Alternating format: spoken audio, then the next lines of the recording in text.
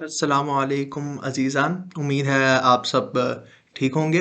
آج ہم دو ایسی شخصیات کے بارے میں بات کرنے جا رہے ہیں جن کو پاکستان کی جو ملحد عوام ہے یا پاکستان کے اندر جو اپنے آپ کو فری تھنکر کہنے والی عوام ہے کہ بھائی ہم بہت جانتے ہیں، ہمیں فلسفہ بہت معلوم ہے، ہمارے اندر عقل بہت ہے۔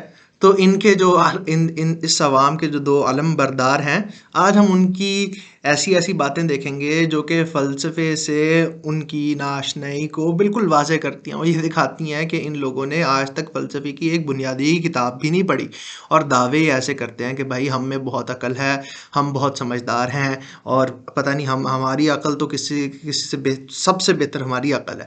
تو آج سب سے پہلے ہم آپ کو ان دو اشخاص کی ایک ویڈیو دکھائیں گے جس میں یہ بنیادی فلسفے کی غلطیاں کرتے ہیں، اور پھر ان کو ایک چیلنج دیں گے کہ اگر انہوں نے خدا کے وجود کا انکار کر سکتے ہیں، ابن سینا یا ملا صدرہ کی کسی بھی دلیل کا، اسلامی فلسفیوں کی دلیل کا کسی بھی دلیل کو یہ رد کر سکتے ہیں۔ رد کیا، یہ لوگ تو ہمارے دلائل کو سمجھ تک نہیں سکتے۔ یہ ایسے لوگ ہیں، یہ عقل کی بات کرتے ہیں، یہ ہمارے فلسفانہ دلائل کو، عقلی دلائل کو سمجھ بھی نہیں سکتے۔ ان کا انکار کرنا یا ان کا رد کرنا تو دور کی بات ہے۔ تو آپ سمجھ گئے ہوں گے بات کن کی جا رہی ہے۔ بات کی جا رہی ہے جی غالب کمال کی اور حارث سلطان کی۔ ان لوگوں کے ساتھ پہلے بھی ہماری کچھ گفتگو ہو چکی ہے، جیسے حارث سلطان کے ساتھ کلب ہاؤس پہ ہو چکی ہے، ایک دفعہ سوشل اوور بھی ہو چکی تھی، اور کافی اس کو ہم نے اس کی صحیح جسے ہم کہتے ہیں ٹیوننگ کی، اور کلب ہاؤس پہ تو وہ انفارچونیٹلی ریکارڈ نہیں ہوئی تھی، اور اس میں اس کو کافی ہم نے دلائل دیا، اور یہ بالکل جواب دینے کے قابل نہیں تھے، اس کو سمجھ نہیں آ رہی تھی کیا فلسفی بات ہو رہی ہے۔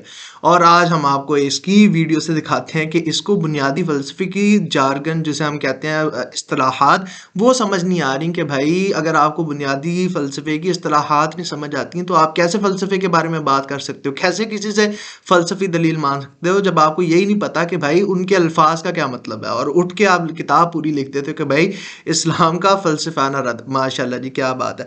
تو آئیے سب سے پہلے اس شخص کی ویڈیو دیکھتے ہیں، پھر ہم غالب کمال کی ویڈیو دیکھیں گے، اور پھر ہم اینڈ میں ان دونوں کو چیلنج کریں گے، یا ان کے کسی بھی فالوور کو چیلنج کریں گے کہ بھائی آؤ اور آ کے کیا ملا صدرہ یا ابن سینا کی دلیل سمجھ کے دکھا دو، آپ رد کرنے کے تو دور کی بات ہے۔ ٹھیک ہو گیا؟ تو آئیے چلتے ہیں۔ سب سے پہلے ہم یہ حارث سلطان کی ویڈیو دیکھتے ہیں۔ یہاں پہ ایک بھائی گئے ہیں، انہوں نے جا کے ان سے کچھ بنیادی فلسفے کا سوال کیا، اور اس کو یہی بات سمجھ نہیں آ رہی کہ ایک پریسکرپٹیو سٹیٹمنٹ اور ایک ڈیسکرپٹیو سٹیٹمنٹ کے اندر کیا فرق ہوتا ہے۔ پریسکرپٹیو سٹیٹمنٹ میں آپ کو بتاتا ہوں، وہ ہوتی ہے جو کہ آپ کہتے ہو کہ کسی چیز کو ایسا ہونا چاہیے، جو کہ آپ اخلاقی قضیہ بیان کرتے ہو، اخلاقی باتیں بیان کرتے ہو کہ ایسا ہونا چاہیے۔ اور دوسری طرف جو ڈیسکرپٹیو سٹیٹمنٹس ہوتی ہیں، ان کا مطلب یہ ہوتا ہے کہ آپ صرف یہ بیان کر رہے ہو کہ کیا ہو رہا ہے، یہ نہیں بیان کر رہے کہ ایسا ہونا چاہیے۔ جیسے میں کہوں کہ علی نے گیند پھینکی، تو یہ ایک ڈیسکرپٹیو سٹیٹمنٹ ہے۔ اور اگر پریسکرپٹیو سٹیٹمنٹ کی بات کریں تو جیسے ہمیں کسی کو قتل نہیں کرنا چاہیے، تو بالکل سادی سی بات ہے، بنیادی فلسفے کے ایک بنیادی اسٹوڈنٹ کو، بنیادی طالب علم کو یہ بات معلوم ہے، لیکن حارث سلطان کو ماشاءاللہ سے یہ بات معلوم نہیں ہے، اور اتنا یہ کنفیوز ہوتا ہے۔ اگر آپ دیکھیں اس کو سمجھ نہیں آ رہی کہ بھائی یہ سوال کیا جا رہا ہے، اس سوال کا آگے بات کرنا تو دور کی بات ہے۔ صحیح ہے، سب سے پہلے ہم اس کی یہ ویڈیو دیکھتے ہیں۔ So I want to ask you both a question. How do you arrive at your prescriptive statements? So the prescriptions you make, how do you arrive at those prescriptive With statements? suicide bombing, well, first of all, I think it No, it includes... doesn't have to be suicide bombing. It could be any prescriptive statement that you make, a prescription. How do you arrive at it? I don't know what you mean by that. I mean, obviously, any statement that I make, obviously, if I've had thought about it enough, then I make a certain conclusion. And that's how I arrive at a certain conclusion, and that turns into a statement.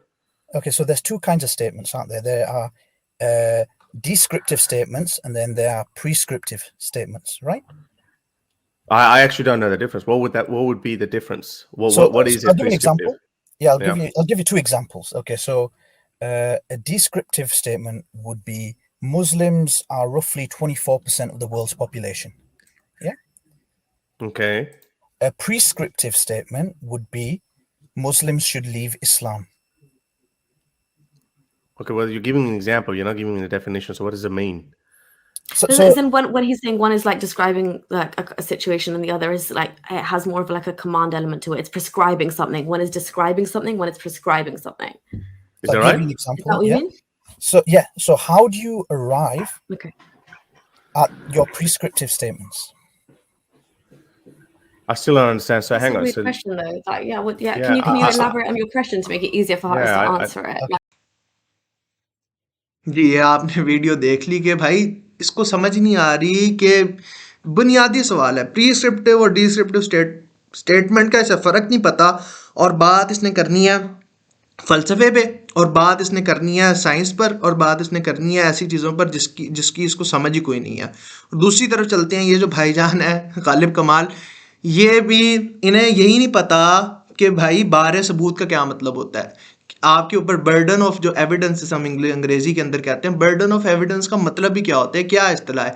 भाई कह रहे हैं अगर किसी चीज़ का सबूत ना हो तो उसका इनकार कर दो। भाई ये बिल्कुल बुनियादी मंतकी क़ज़िया है। अगर मंतिक की कोई भी किताब आपको उठाएंगे तो वो उसमें आपको ये क़ज़िया मिलेगा, ये बात मिलेगी कि भाई जो सबूत का अदम होता है, सबूत का जो अदम होता है, सबूत का लैक जो होता है, लैक ऑफ एविडेंस जो होता है, वो अदम का सबूत नहीं होता, वो एविडेंस ऑफ लैक नहीं होता। इसे यही बात नहीं पता। चलो फॉर एग्जांपल, हालांकि हमारे पास दलाइल मौजूद है, बेहतरीन दलाइल मौजूद है खुदा का वजूद साबित करने के लिए, ऐसे दलाइल मौजूद है जिनका रद्द करना नामुमकिन है। लेकिन चलो एक मिनट के लिए मान भी लेते हैं, अगर आपके पास कोई दलील नहीं भी है तब भी भाई अगर आपके पास अदम हो सबूत का, तो इससे जो अदम है वो साबित नहीं हो जाता। ये सबूत नहीं है इस चीज़ का कि अदम साबित हो गया। कि फॉर एग्जांपल मैं आपको एग्जांपल देता हूँ, पिछले 1800 के अंदर जो साइंसदान थे उनके पास कोई एविडेंस मौजूद नहीं था, कोई सबूत मौजूद नहीं था कि ग्रेविटेशनल वेव्स एग्जिस्ट करती हैं या डार्क मैटर एग्जिस्ट करता है, ठीक है, या और भी सितारे जो दूर दूर है वो एग्जिस्ट करते हैं, वो वजूद रखते हैं। लेकिन इसका यह मतलब तो नहीं था ना कि इसकी वजह से ये साबित हो गया कि डार्क मैटर या ब्लैक मैटर या ये जो डार्क एनर्जी है या और भी चीज़ें जो साइंसदान अभी ढूंढ रहे हैं वो वजूद ही नहीं रखती थी।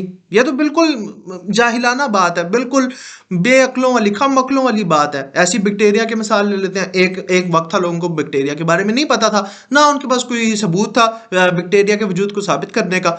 लेकिन इसका यह मतलब तो नहीं है ना कि इससे यह साबित हो गया था कि बैक्टीरिया एग्जिस्ट नहीं करता था, बैक्टीरिया वजूद ही नहीं रखता था। तो ये भाई ये कह रहे हैं कि भाई क्योंकि खुदा कि आपने मुझे कोई दलील नहीं दी, इसलिए इससे ये साबित हो जाता है कि खुदा का वजूद है ही नहीं। दूसरी बात यह है कि आपने कहा कि हम क्या अब खुदा पकड़ के लाके आपके सामने आपको दिखाएंगे तो तब आप मानेंगे। यार हम आपसे ये कह ही नहीं रहे, हम आपसे ये कह रहे हैं कि अगर आप खुदा दिखा नहीं सकते ना तो फिर आपके दावे को हम मान नहीं सकते, आपका दावा झूठा है। और ये दावा मेरी पर्सनल चॉइस के मुताबिक झूठा नहीं है, ये लॉजिक, मंतक के, फिलॉसफी के, साइंस के असूलों के मुताबिक झूठा दावा है। और झूठा दावा करने वाले को सच्चा कहना जो है ना वो बेईमानी की बात है, वो डिसऑनेस्टी है। अगर मैं ये कहूं, आप कहें कि खुदा है और मैं आगे से मुझे ना कुछ सबूत है ना कुछ पता है, तो बात यह है कि मुझे अपने आप को डिसऑनेस्ट बनाने का शौक नहीं है असल में। सिंपल सी बात है, इसीलिए मैं खुदा का इनकार ही करूंगा, क्योंकि ऑनेस्टी ये डिमांड करती है कि जिस चीज का आपके पास सबूत नहीं है उसको आप नहीं मानते। ठीक है, समझ गए? सिर्फ और मेरी ऑनेस्टी ये डिमांड करती है। और अगर खुदा है और वो ऑनेस्ट है और उसने हमें अपना सबूत नहीं दिया तो वो हमें इस बात के ऊपर ना ये हमें कुरान की तरह ताने नहीं दे सकता कि तुम मुझे नहीं मानते, क्योंकि उसने अपना प्रूफ दिया ही नहीं है। तो ये बिल्कुल जाहिलाना बात है और इन लोगों को फ़लसफ़े से कोई आशनाई नहीं है, बिल्कुल ये जाहिलों वाली बातें करते हैं। तो आइए हम आपको छोटी सी दलील दे देते हैं, जो पहले मैं आपको लिंक में भी डाल दूंगा। उस्ताद हसनैन नकवी ने बेहतरीन एक लेक्चर रिकॉर्ड करवाया, 5 दलीलें दी हैं खुदा के वजूद के ऊपर। इनमें से कोई ये जो एथियस्ट मुल्हिद है ये एक दलील का रद्द कर दे। फिर दूसरा मैंने भी एक इब्न सीना की दलील के ऊपर पहले वीडियो बनाई है, वो भी आप देख सकते हैं। दोबारा दलील बता देते हैं, हाँ छोटी सी दलील बिल्कुल। देखो अगर वजूद के अंदर अगर तमाम चीज़ें जो कि वजूद रखती हैं, ठीक है, अगर वो किसी और के ऊपर इन्हिसार करती हैं वजूद रखने के लिए तो क्या होता? अगर वो किसी और के ऊपर इन्हिसार करती वजूद रखने के लिए तो वजूद खुद किसी के और के ऊपर इन्हिसार करता वजूद रखने के लिए। लेकिन वजूद अगर किसी और के ऊपर इन्हिसार करता वजूद रखने के लिए, वजूद के अलावा क्या चीज़ है? अदम है, ठीक है। तो अदम के ऊपर तो कोई चीज़ इन्हिसार कर नहीं सकती अपना वजूद रखने के लिए। तो इसका मतलब है कि वजूद अपने ऊपर ही इन्हिसार करता है वजूद रखने के लिए। तो इससे क्या साबित होता है कि वजूद के अंदर एक चीज़ है कम अज़ कम کہ وہ جو اپنے اوپر انحصار کرتی ہے وجود رکھنے کے لیے، جو اپنی کاز آپ ہے، جو اپنے اوپر ڈیپینڈنٹ ہے اور جس کے اوپر ہر چیز ڈیپینڈنٹ ہے. یہ لے جی ہم نے ثابت کر دیا 2-3 سینٹینسز کے اندر، جملوں کے اندر، قضیوں کے اندر ہم نے ثابت کر دیا کہ خدا وجود رکھتا ہے. ٹھیک ہے، اب ہم آگے ایٹریبیوٹس کے اوپر بات کریں گے کہ اس کی صفات ہے باری تعالیٰ کے اوپر بے شک بات کریں گے، لیکن یہ ہم نے یہاں سے نیسیسری ایگزسٹنس ثابت کر دیا، واجب الوجود ثابت کر دیا، جو کہ یہ لوگ ماننے سے آ رہی ہیں. ان کو ثبوت بھی دے دیا، منطقی ثبوت ہے، اگر اس کا رد کر سکتے ہیں تو کر کے دکھا دیں. تو یہ آج کی ویڈیو ہے، ہم نے آپ کو یہ دکھایا کہ یہ کیسے لوگ عوام کو گمراہ کر رہے ہیں. فلسفے سے انہیں کوئی آشنائی نہیں ہے، فلسفے کو جانتے بھی نہیں ہے، فلسفے کی فا بھی انہیں معلوم نہیں ہے، اور یہاں پہ آ کے باتیں ایسے کرتے ہیں جیسے ماشاءاللہ سب سے بڑے فلسفی ہیں ہوں، سب سے زیادہ علم ہی انہیں ہو، اور ان سے تو بہتر کوئی جانتا ہی نہیں ہے. اور مسلمانوں کے کوئی انہوں نے آج تک کام نہیں پڑا، کسی مسلمان فلسفی کو دیکھ کے اس نے دیکھا بھی نہیں ہے ان کی کتاب کو، اور باتیں ایسے ان سے کروا لو کہ بھائی مسلمان تو کچھ کیا ہی نہیں ہے، یہ وہ. بالکل یہ اگر ایسے جتنے بھی آپ کے لوگ ہیں جو کہ آپ کو لگ رہے ہیں ان سے انسپائر ہیں، تو ان کو بتائیں، ان لوگوں کو بتائیں کہ بھائی یہ جو آگے ہے انہیں عقل نہیں ہے. جو عقل ہے وہ مسلمان فلسفیوں کے پاس ہے، الحمدللہ انہوں نے بہترین عقلی کام کیا ہے. اگر آپ نے موازنہ کرنا ہے تو یہ ایک حارث سلطان کی کتاب پکڑ لیں اور کسی مسلمان فلسفی کی کتاب پکڑ لیں، اسلامی فلسفی کی کتاب پکڑ لیں، ابن سینا کی پکڑ لیں، یا کوئی بھی آپ کتاب پکڑ سکتے ہیں، ابن رشد کو لے سکتے ہیں، ملا صدرہ کو لے سکتے ہیں، شہاب الدین سہروردی کو لے سکتے ہیں، علامہ طباطبائی کو لے سکتے ہیں.